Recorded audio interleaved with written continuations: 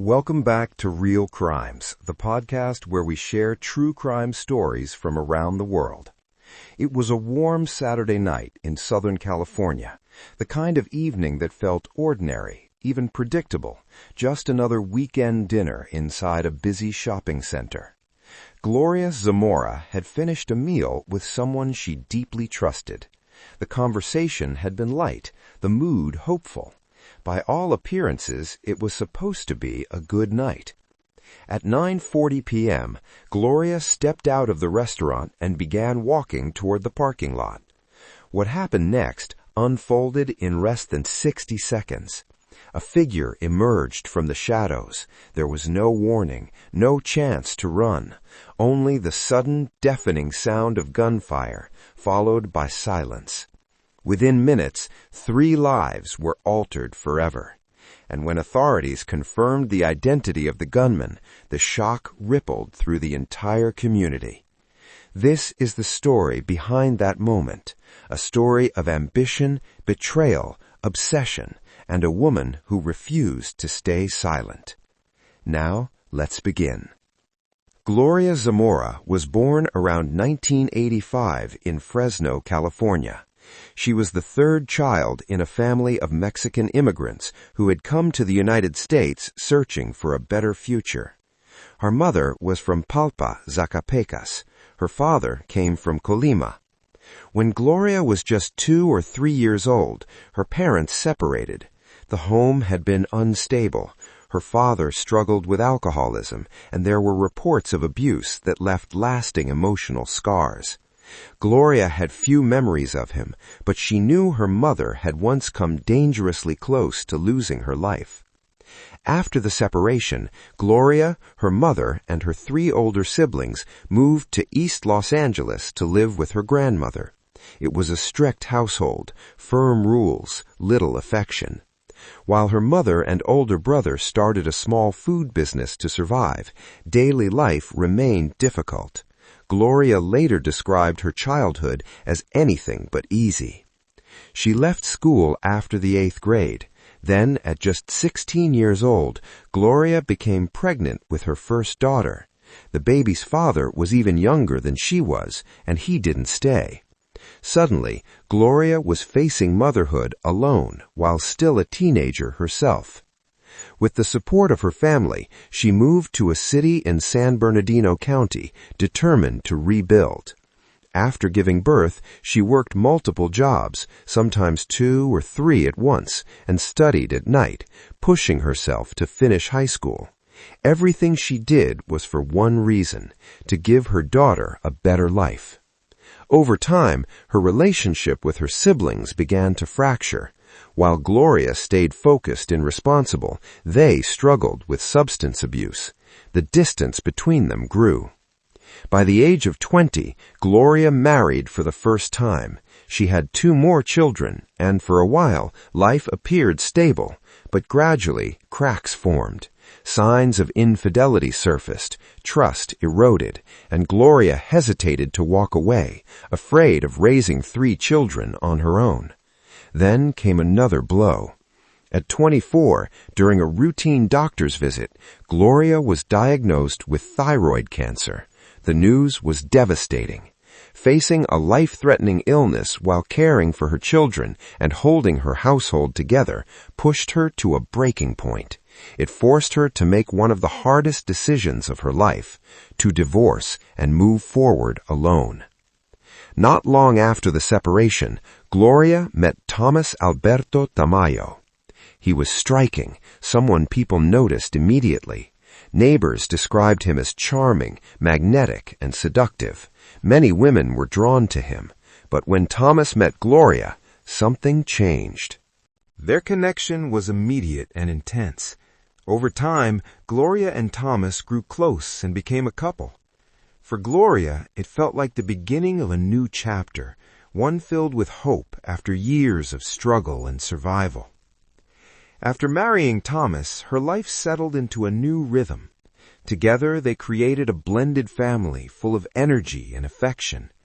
From the relationship came 4 more children, including a set of twins born in 2017. With 6 children now depending on her, Gloria embraced the chaos of a busy household. She was known for her relentless drive, always moving, always thinking about what more she could do to support her family. Her entrepreneurial spirit never disappeared.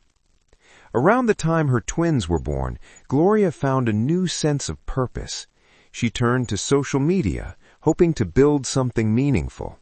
Fitness had always been part of her life, but after her last pregnancy, she struggled with changes to her body and identity. Instead of hiding those struggles, she shared them.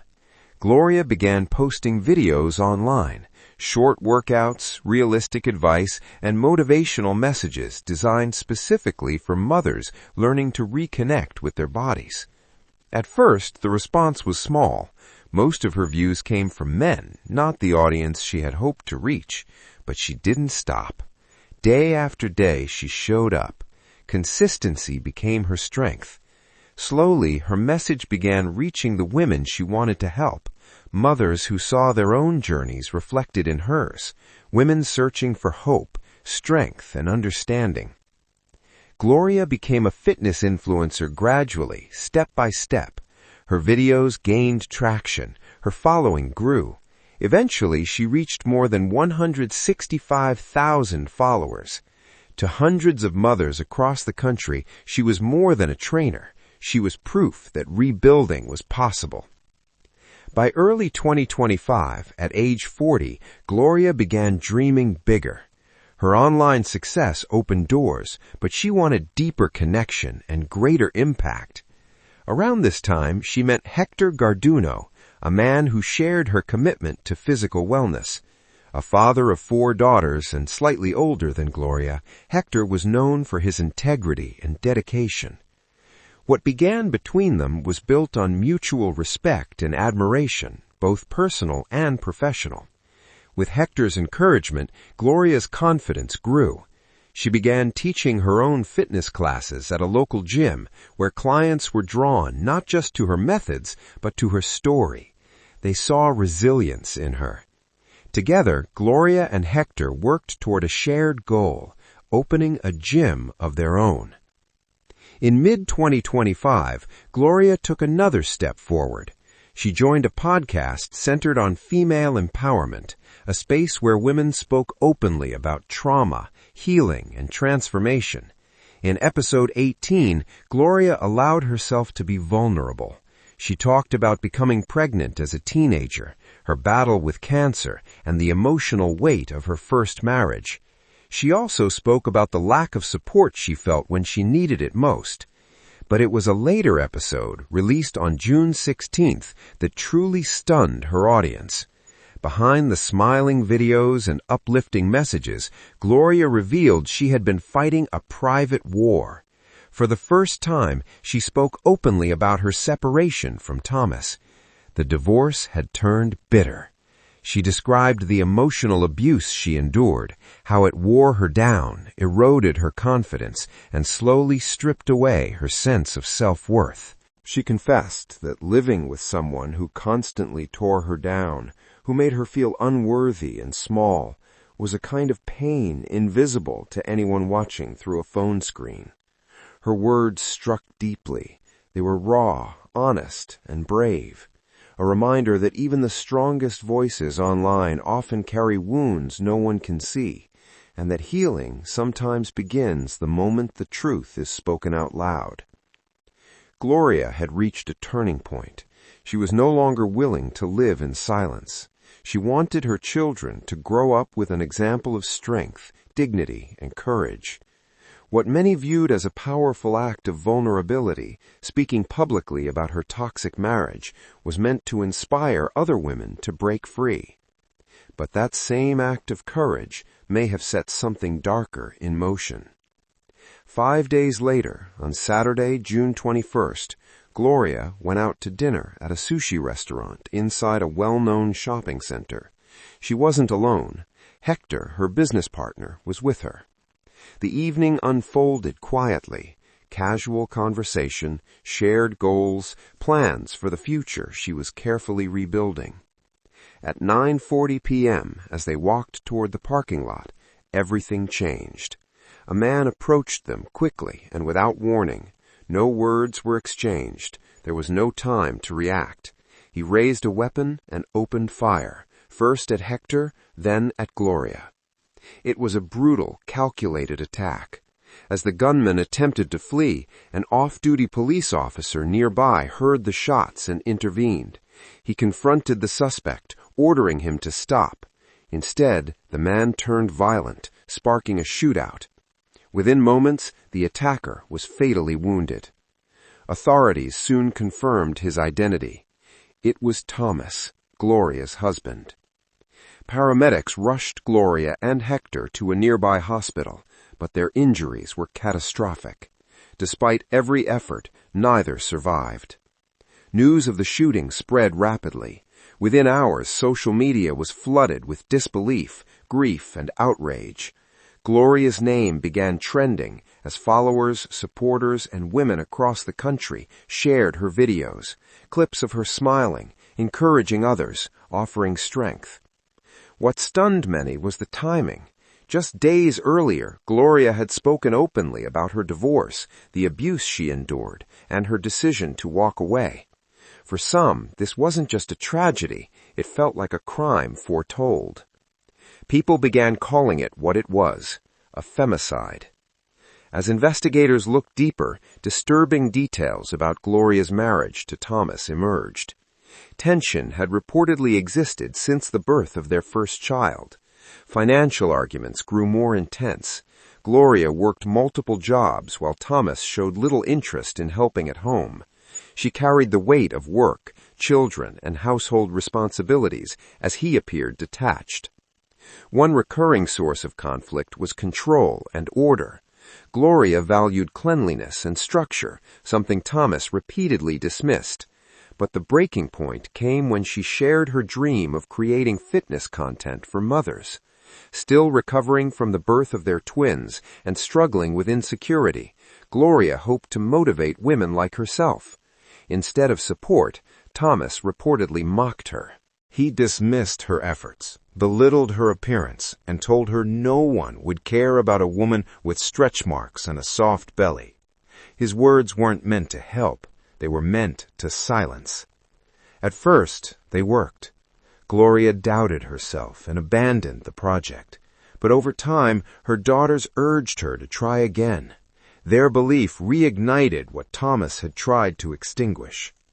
In the days following her death, Gloria's oldest daughter spoke publicly. Through unimaginable grief, she became the family's voice, strong, honest, and composed. She talked about missing her mother, about still expecting to see her walk through the door as if nothing had happened. She spoke of emptiness, longing, and the resolve to remain strong, for her siblings, for her grandmother, for everyone left behind. Rumors quickly spread that Hector had been Gloria's new romantic partner. Her daughter shut them down. On the night of the attack, she said, they were finishing a work meeting, finalizing plans for the gym they hoped to open together. He was Gloria's partner in business, not in love. Gloria's eldest son described her marriage to Thomas in simple, devastating terms, a living hell. To outsiders, Thomas presented himself as a respectable, supportive stepfather. Inside the home, the reality was far different. Gloria's older daughters had sensed it for years. They disliked Thomas. They said he wore a mask in public, polite, charming, almost princely, but in private he was narcissistic, consumed with control and image. Thomas often told others that he provided for the household. In truth, it was Gloria who worked relentlessly, juggling financial and domestic responsibilities to keep the family afloat. After her last pregnancy, she underwent reconstructive surgery to remove excess skin. Thomas later took credit, telling friends he had paid for it. In the final months of Gloria's life, as her career flourished, her following grew, her online store expanded, her confidence returned. Something shifted in Thomas. Resentment set in. Jealousy followed. He mocked her appearance, minimized her success, and chipped away at her self-worth.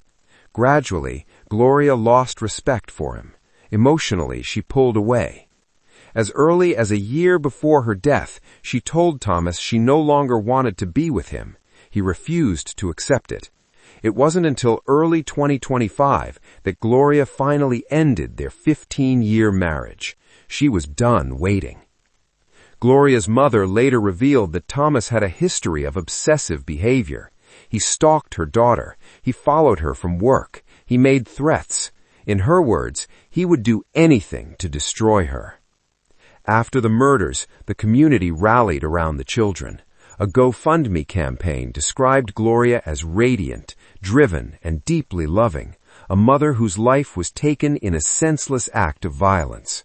Within days, more than $25,000 was raised to support her 7 children, aged 8 to 24, and to cover funeral costs.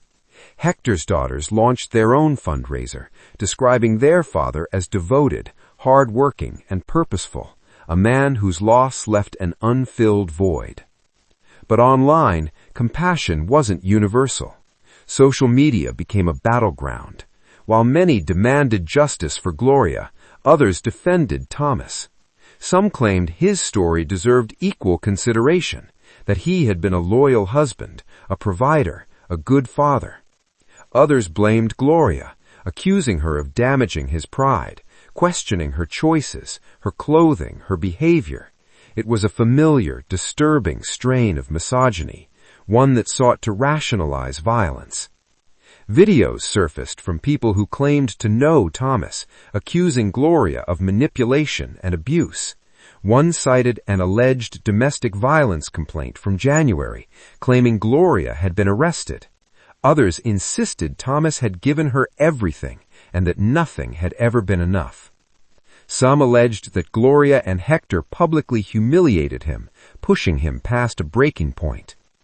The investigation uncovered chilling details. In the days before the shooting, Thomas had begun tracking Gloria.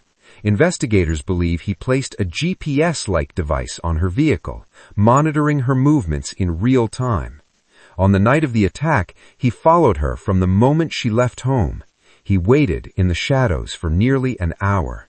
He knew she was with Hector. He knew where they were, and he knew what he planned to do. Police later suggested the violence may not have ended at the restaurant. They believe Thomas may have intended to go to Gloria's home to harm her children. No matter how the story is debated online, one truth remains unshakable. That night, 11 children lost their parents. 11 lives were permanently fractured. Their sources of love, protection, and guidance were stolen in minutes. That is the deepest tragedy of this case. Whatever arguments persist, whatever narratives compete for attention, this is what matters most. 11 children now live in the aftermath. And the question remains, how do we protect the next Gloria? How do we make sure this never happens again?